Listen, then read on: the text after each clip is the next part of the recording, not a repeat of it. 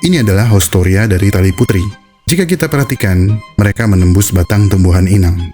Mereka hidup subur di wilayah tropis dan mungkin kamu sering menggunakan tali putri waktu kecil untuk main masak-masakan. Ceritanya kayak mie gitu. Tapi kita sering berpikir kalau tali putri adalah bagian dari pohon teh-tehan atau Acalypha siamensis yang seringkali ditanam sebagai pagar. Video ini berasal dari laboratorium Dr. James Westwood yang merupakan profesor di Virginia Tech.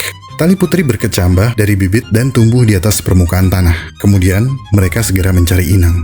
Kemampuan deteksi inang terjadi ketika tali putri merasakan metabolit yang dilepaskan tumbuhan inang ke udara. Begitu menemukan inangnya, tali putri akan melilit di sekitar tumbuhan inang tersebut. Mari kita perhatikan lebih dekat. Ini adalah pohon tomat. Tali putri mendekatkan dan melingkarkan dirinya di sekitar batang pohon tomat. Kemudian kita bisa melihat tali putri membentuk Haustoria. Haustoria ini terlihat seperti pembengkakan yang tumbuh ke dalam batang inang. Dan memang itu yang sedang mereka lakukan. Haustoria akan menusuk jaringan tumbuhan inang dan mengatur koneksi, sehingga tali putri dapat mencuri nutrisi. Setelah Haustoria menempel mantap, tali putri akan terus tumbuh di pohon tomat, kemudian mencari lebih banyak batang pohon tomat lainnya, hingga pohon tomat terdekat menjadi benar-benar tertutup oleh tali putri. Jadi, sudah jelas bahwa tali putri telah cukup berhasil dalam usaha pencarian inangnya dan melibatkan dirinya kepada pohon inang tomat tersebut. Dan jika ini dibiarkan, pohon tomat tidak akan berbuah. Dan jika tali putri semakin mendominasi, bukan tidak mungkin pohon tomat tersebut akan mengering lalu mati. Pertanyaan lain yang mungkin muncul adalah bagaimana tumbuhan parasit bisa menyebar. Pada video tentang fungi, kita telah membahas bagaimana hubungan simbiosis fungi dengan tumbuhan.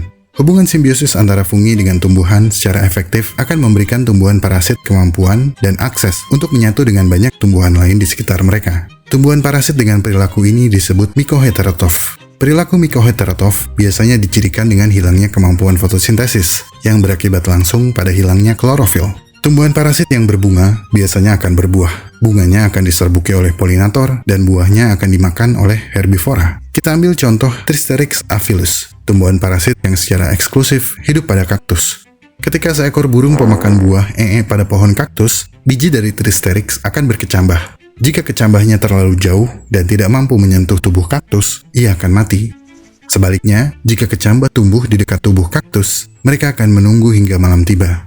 Ketika pori-pori kaktus membuka untuk mengeluarkan oksigen, Tristerix masuk menembus ke dalam tubuh kaktus dan menggunakan organ Haustorianya untuk memanfaatkan segala nutrisi yang bisa mereka dapatkan dari dalam tubuh kaktus. Setahun kemudian, Tristerix tumbuh dan berbunga. Beberapa binatang akan datang menghisap nektar dan menyerbukinya. Kemudian, untuk melengkapi siklus hidupnya, Tristerix akan berbuah. Buah dengan warna mencolok yang akan menarik burung pemakan buah, yang akan memakan buahnya dan membawa bijinya, yang pada akhirnya akan mendarat pada kaktus lainnya.